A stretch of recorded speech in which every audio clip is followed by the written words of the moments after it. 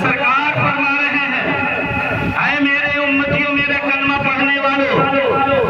یہ زمین و آسمان میرے صدقے سے، یہ چاند و سورج میرے صدقے سے، یہ جائیداد میرے صدقے سے، یہ اولاد میرے صدقے سے، یہ ساری چیزیں میرے صدقے سے، مال میرے صدقے سے، اولاد میرے صدقے سے، قرآن میرے صدقے سے، بلکہ رحمان بھی میرے صدقے سے تمہیں ملا ہے۔ تو میں ان سب کی قیمت نہیں طلب کرتا، ان کا معاوضہ نہیں مانگتا ہوں، بلکہ میں چاہتا ہوں الا المودۃ فی القربى، تم میری قرابت داروں سے محبت کرو، میری بیٹی فاطمہ سے محبت کرو، علی مرتضیٰ سے محبت کرو، حسنین کریمین سے محبت کرو۔ اور ہم ساری مخلوق کہ خدا یہ سب سرکار دو عالم صلی اللہ تعالی علیہ وسلم کے در کی بھکاری، ہم سب سرکار کے در کے بھکاری ہیں، مانگتے ہیں۔ ابھی تو بریلی کے امام محمد رضا خان فاضل بریلوی علیہ رحمت و رضوان کے بڑے بھائی حسن رضا فرماتے ہیں منگتا تو ہے منگتا کوئی شاہ ہو میں دکھا دے۔ سبحان اللہ۔ کی بھی بڑی فضیلت ہے، اگر ہم سبحان اللہ کہیں گے تو آپ یہ نہ سمجھیے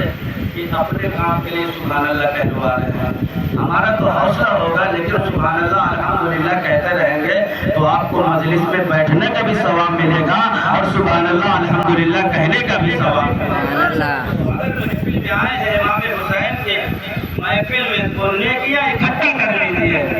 آج نیکیوں کی بڑی کمی ہے، ہمارے اعمال اتنے اچھے نہیں ہیں، ہمارے اعمال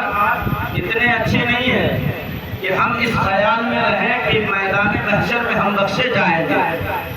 اعمال اتنے اچھے نہیں، آپ خود ہی جائزہ کر لیں، آپ خود ہی اندازہ کر لیں کہ ہم نماز کتنا پڑھتے ہیں، ہم روزے کتنے رکھتے ہیں، ہم زکوٰۃ کتنا ادا کرتے ہیں۔ آج اگر زکوٰۃ کی بات آئے تو جو صاحب ثروت ہے، جنہیں اللہ نے دولت سے نوازا ہے، جنہیں اللہ نے مال سے نوازا ہے، اگر وہ ساری اپنے مال کی زکوٰۃ نکال دیں تو یہ مولوی جو مدرسہ چلاتے ہیں، جو در ٹھوکریں کھا کر کے چندہ کر کے اکٹھا کر کے لاتے ہیں نا، اسی مولوی کے سرزمین پہ دولت والے اتنے ہیں، اگر اپنی ساری دولت کی زکوٰۃ نکال دے تو مدرسہ والے بمبئی اور سورت تک سفر کرنے کے لیے نہ جائیں، چندہ کرنے کے لیے نہ جائیں، اگر ساری دولت کی زکوٰۃ نکال کر اس مدرسے میں دے دے تو اس مدرسے کو چلنے سے کوئی روک نہیں سکتا اور درخت دے کر کھانے کی ضرورت نہیں۔ لیکن ہم کتنا نکالتے ہیں؟ اگر ہمارے پاس 20 لاکھ ہے اور کاؤنٹنگ کر لیتے ہیں